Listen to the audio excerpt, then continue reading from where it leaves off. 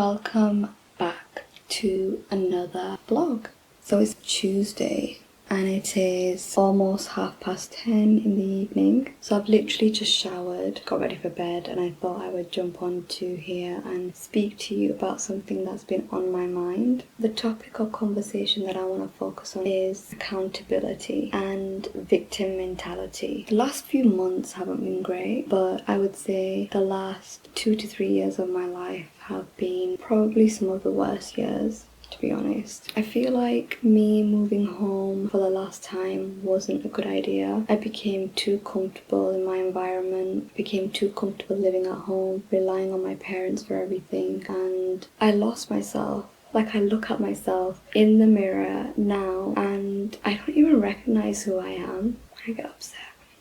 It's okay, we're all friends here. When you watch videos on YouTube about how to start an agency, no matter what business model it is, it doesn't have to be an agency, it could be e-commerce, it could be dropshipping, whatever it is. If you don't see or hear people talk about what it's actually like, you don't see people recording them losing a client, or when they've been going for 6 months without signing even one client, the hard part of actually running and starting a business, that's what you don't see, right? Any kind of startup, small business, running it is always so difficult because it requires so much time and effort and just resilience. The amount of resilience that you need to keep going is unbelievable. It's funny because I started this journey of like completely resetting my agency as something else at the beginning of this year, so January 2024, and it's now September 2024, and although I'm not where I want to be in terms of my agency, like I don't even have one single client signed at this moment in time, I feel like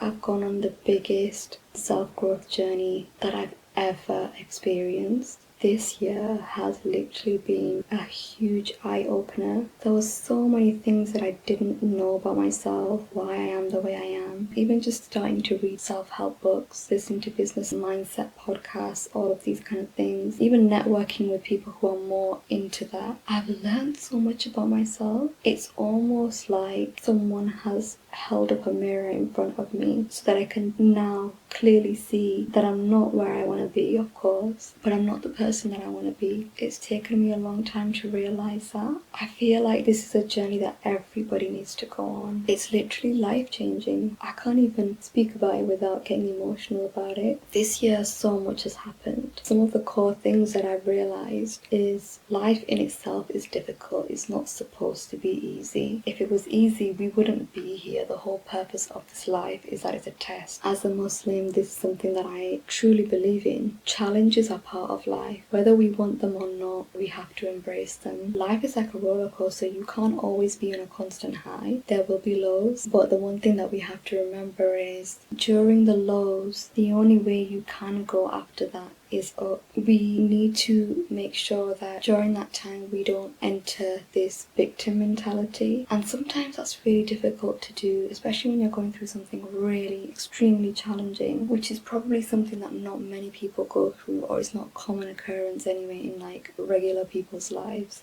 I would say something like divorce, especially nowadays, is so common. So when couples are going through a divorce, I feel like that's a common occurrence. So very often people don't put themselves in a victim mindset because they almost may have seen it coming. Even something like death, grieving somebody who you've lost, that is something that is an everyday occurrence, right? People die every day. As difficult as it is, it's something that you expect because we're all going to die one day. But when it's something like someone really close to you going through extreme mental health to the point where it affects your life every single day, and it just happens unexpectedly and it's constantly happening over and over again, you can't do what you need to do because you're having to prioritize that person and taking care of them and making sure that they're okay. You're having to do this whilst not understanding what it is that they're going through. So this is not only mentally challenging, it's physically challenging because you're running around after them and running around after your loved ones, trying to take care of them during this time. It's not something that anyone can prepare you for. So it's quite easy to fall into a victim mindset because you wonder why It's you that's going through that and not somebody else. Why did it have to be us? Why did it have to be our family? Why doesn't this happen to other people? Why does it feel like we're the only ones going through something like this?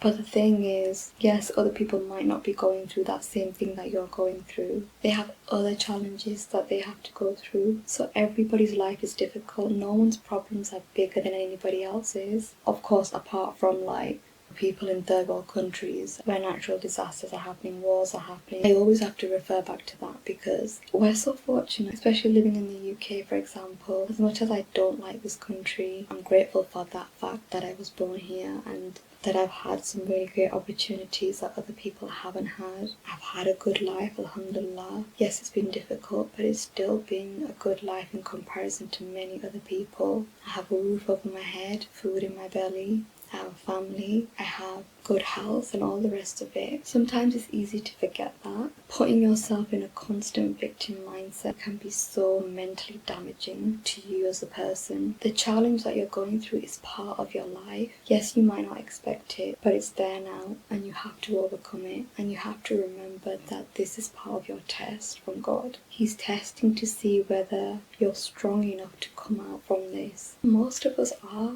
We have so much strength in us. We don't think about it, we don't consider it, and we need to, because whilst we're here on this earth, we should be developing our characters, we should be developing ourselves as people into something better, so that we can leave behind something positive for our loved ones and for the people that will come after us, and also to benefit us in the hereafter. So let's try and not put ourselves in the victim mindset whenever something bad happens, and just be grateful that at some point we know we're going to come out of the other end, right? We know that it's not forever. Whereas for people in third world countries, their situation is permanent. It's something that's out of their control. They can't do anything about it. But we have so much control in our lives. We have more than we think we have, and we need to start showing gratitude for the things that we do have in life. Because when you don't show gratitude and you fall into a victim mindset, that's when you start making bad decisions. And being in the right mindset is important, especially when it comes to business. So I'm talking about this now because over the last few months, things have not been going great for me. I had a car accident, my health deteriorated very quickly, I collapsed in hospital, 2 different accountability partners I lost. I almost signed a client and then I didn't. It just felt like every time I was getting a step closer, somehow I then ended up going 1 step back. And I feel like I'm kind of back where I started. But I'm not going to say that there's not been any progress whatsoever since January. There has. It's just crazy. I'm not the same person. I was so naive going into this, thinking, oh, it's fine because I've run an agency before, I've worked with clients before, I'll be able to sign like my first couple of clients within a few months. Little did I know it wasn't going to be as easy as that. I had so much work to do on myself before I even started that process. I wasn't even in the right mindset to be running a business. To be fair, I don't even know if I am in the right mindset now. I know that I've got a lot of work to do on myself, but at least I've started that process. And the one thing that I've realised is I've been focusing too much on the outcome. By this month I want to gain this many clients. And it doesn't work that way, because when you focus on the outcome and then you don't achieve that outcome, you're so hard on yourself. And it almost puts a spanner in the works, because you think you're not going to achieve anything, you just think that it's a waste of time, and this is where you end up falling off the bandwagon and not getting back home because you just make every excuse that it's not for you, it's not working. It's not that it's not necessarily working, it's just you focus too much on the outcome when you should be focused on the process. The process is something that we have control over. I can set specific KPIs for me to get a certain amount of outreach done every week, for example. So I could say I want to do a minimum of 100 cold calls a week. That's something I can control because I will make time in my schedule to do those 100 cold calls. However, when it comes to the outcome where I'm telling myself I want to sign 5 clients by the end of the month, I don't have any control over that. There's so many factors that you have to take into consideration, and ultimately, especially when it comes to signing clients, it's not down to you, it's down to the client whether they want to work with you or not. All I can do is do my best, be consistent and stick to me doing what I said I was going to do, staying on schedule, and I know that eventually I will achieve a result. I will end up getting a client, but it could take 3 months, 5 months, 6 months, a year. I think one of the reasons why I focused so much on the outcome and getting a client within a specific time frame was because there was that pressure on me financially. I didn't take into consideration that perhaps I should support myself financially whilst doing this business. And that's just something that's occurred to me now. And when I spoke about making bad decisions when you're not in the right mindset, that's something that I did do recently. And I'm not going to go too much into it, but I basically made a huge investment which turned out to be a scam. And it was a lot of money, more than I could even afford, to the point where I've even got myself into debt over it. But I think it's gotten to the point for me where I don't even want to worry about that anymore. Yes, it's a lot of money, but at the same time, I'm not going to die without that money. I still have my health. I still have all the most important things in the world that matter to me. Money comes and goes, and it's not the end of the world. It's just financially it's going to take me some time to recover from it. I've been told that there's a good chance I might not get that money back. And if that's the case, it's something I need to accept. And if I get it back, then great. But if I don't, then I don't. This is God's way of teaching me a lesson. And I'm just thankful that I stopped taking part in this when I did, because if I didn't, it would be much worse than it is right now. But I know what happens to other people that get themselves into these kind of situations. But alhamdulillah, I'm quite strong-minded. I won't allow myself to fall into that. And I understand that it is what it is. It was a bad investment. I lost a lot of money. And we start again. With every bad decision, mistake and failure is a lesson to be learned. And I have definitely learned that lesson the hard way. You have to take accountability. I can't blame other people for the fact that that happened to me. If I do that, I give them control, which means I can't take control of my life. And I refuse to give anybody control over my life apart from myself, because if I give somebody else control, it means that they've won, and that's not happening. I've been in that state already where I felt sorry for myself, and I've snapped out of it quickly, because when you take accountability, you get yourself out of that victim mindset. You stop feeling sorry for yourself because you know you made a mistake, and it's fine. I'm human, I make mistakes. Something like this could have happened to anybody. More than anything, sometimes I would shoot myself in the foot, because I just think to myself, someone who's as intelligent as me falling for something like this, I should know better. But at the same time, I did fall for something like this, and I didn't know better. Like, if I knew better, I wouldn't have been involved in something like this. Clearly, even someone as intelligent as me could get roped into something like this. So I can't be hard on myself, but I need to take accountability that this happened because of me. I know exactly what went wrong and why. Like I said, it comes back to me being in a desperate mindset, mentally struggling because I wasn't happy with where my life was, and I thought this money would help me be in a better position, but it didn't. It put me in a worse position, because I wasn't in the right mindset to be making that type of a decision. I'm hopeful to God that I will get out of this, and when I do, I'll come back a lot stronger. For anyone who's in a similar situation where you just feel like life is not getting better, my advice is just take accountability for the things that are going wrong. Rich people, poor people,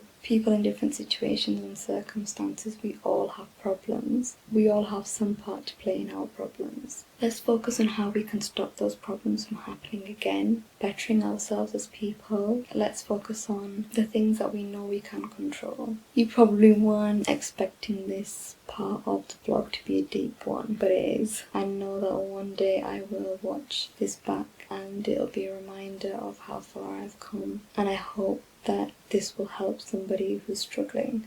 The last couple of weeks things have been a lot, and I'm not really sure how to process what's going on, but I do want to touch upon it because I don't want to feel like I'm on my own in this. My grandma recently came to live with us back in March. Life has been really tough since then. She's mentally not with it. She's not been sleeping at night, and the last few nights have been the worst, where I've just not slept. Tonight you can see I'm starting to get like dark circles under my eyes. I don't usually have that problem, but it's been consistent, like almost every night she's doing it. She just doesn't sleep. She'll be screaming in her sleep sometimes. You have to deal with the same thing over and over again. It's a lot. Seeing somebody deteriorate like that in front of you mentally, seeing somebody deteriorate physically is difficult, but it's something that you expect, especially at that age, because she's 86. But seeing somebody deteriorate mentally is just so difficult. My mum, who's really her carer, she also suffers from mental health, so she's been finding it really difficult to deal with her,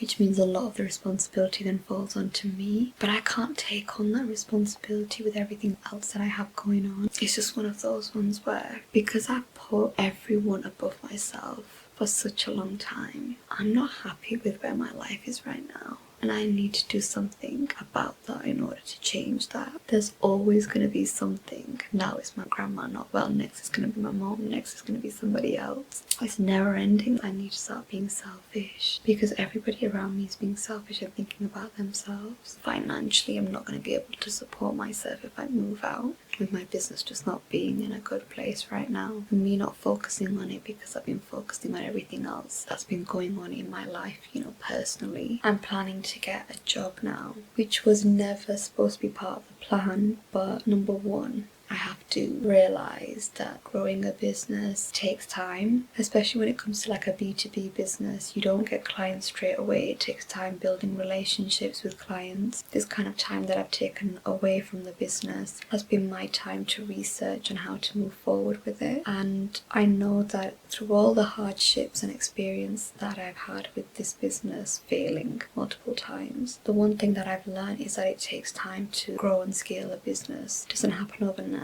As much as people tell you, oh, I got like 10 clients within like 2 months, it's really unrealistic. I've realised that the hard way, and especially with everything else I've had going on, those kind of goals were never going to be realistic for me. So moving out will allow me to focus on my business and focus on myself, which is what I need right now. But at the same time, like I said, I'll need a job to be able to support myself. That's what I have to do, and that's what I'm going to do. So my plan is to move back to Manchester, hopefully if I find a job there and if I can find an apartment there where I'll be happy. Even if it's just for a year or so, I'll be working on my business part-time. That's the plan. I've actually already started applying for jobs, so I started applying this morning, applied for 10 jobs. And I already received a response from one of those jobs, telephone interview, so that looks promising. I hope I find something that I'm going to be happy with, because the idea is to keep this job for at least a year until I can set up like passive income streams that can generate me an income whilst I'm running this business and growing it. But at this moment in time, because I'm going to be moving out, I'm going to have rent to pay and etc., I need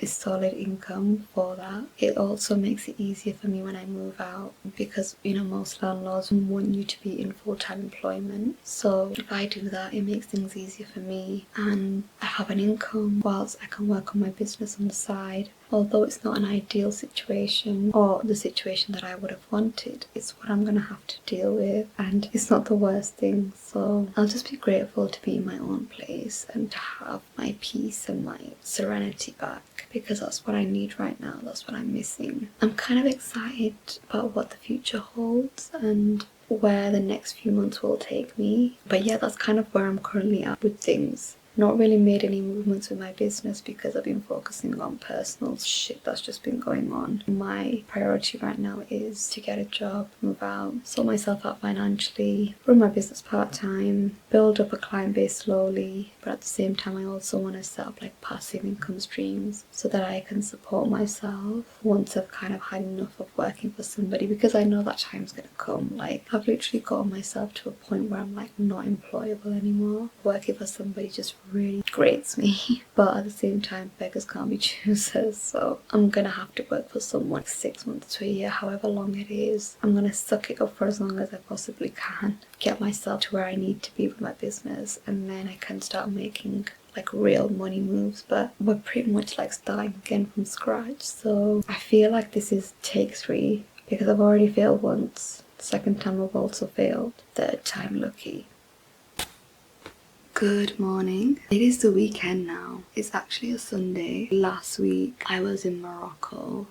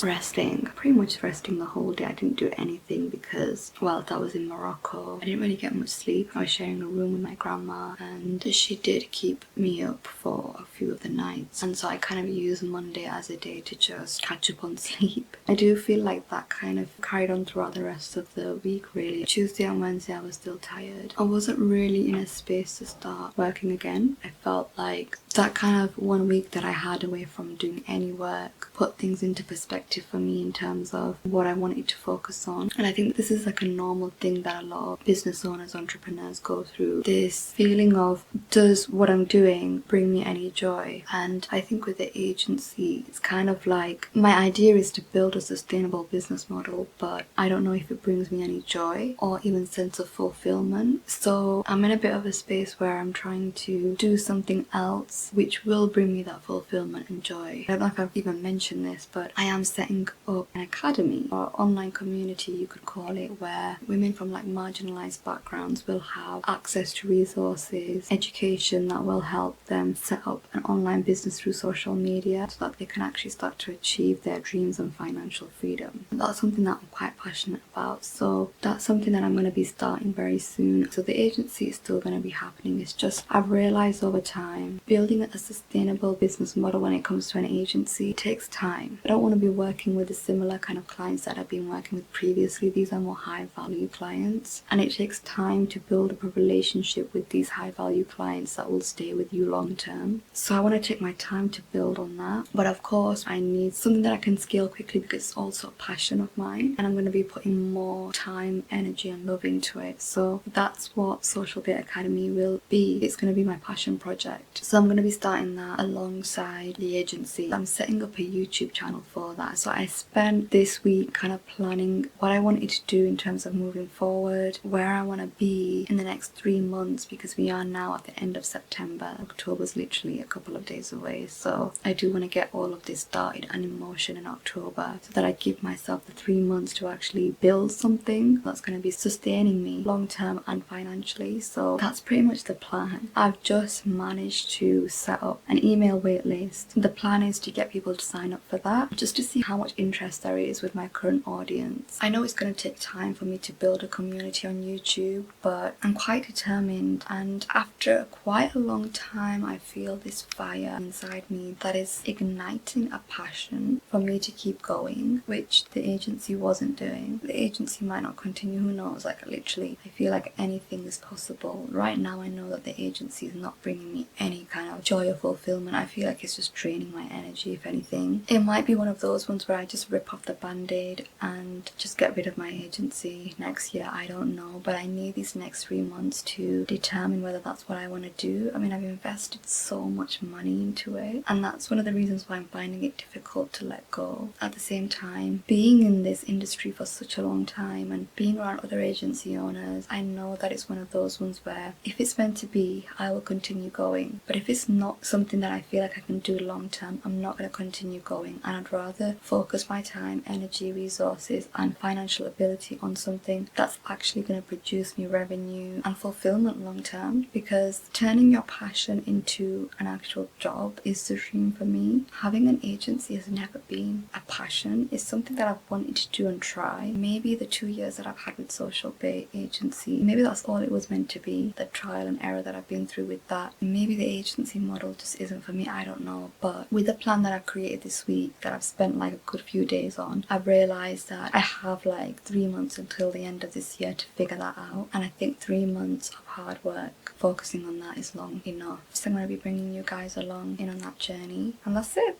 My body's doing this weird thing since I went to Morocco, where it's like one day I'm bleeding, the next day I'm not, and that happened to me yesterday, so I don't know what's going on, but I think I'm on my period now. I mean, my skin's definitely showing I'm on my period, so, or it's definitely showing that I'm going through a hormonal phase, because it's not looking great. But yesterday I actually baked I made a carrot cake and it's got like orange zest in it, so I'll show you that in a second. I'm having that for breakfast right now. I don't really do breakfast, but I'm having a bit of a sugar craving. I was having soft drinks pretty much every single day in Morocco, which is so bad.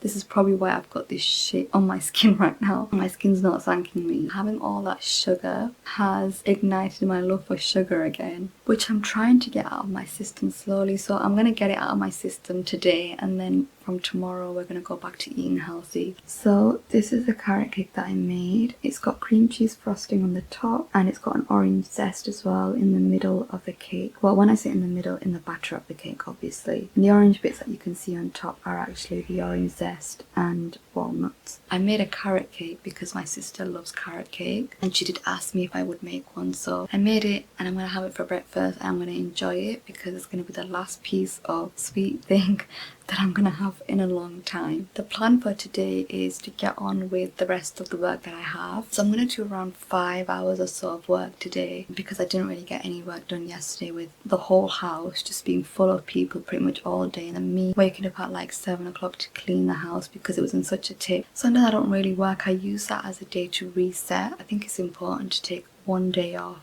whilst you're building something because you need time to reset your brain. If you're constantly working on something 24 hours, your brain will just switch off at some point and you're not going to be productive. You're not going to be working to maximum capacity as you would be able to if you took a break or if you took regular breaks. So Sunday is usually my day to break, but because I didn't get to do any work yesterday, I'm gonna have to catch up on that work today, but hopefully I have the evening to just wind down. Maybe do a face mask because my skin can definitely do with one.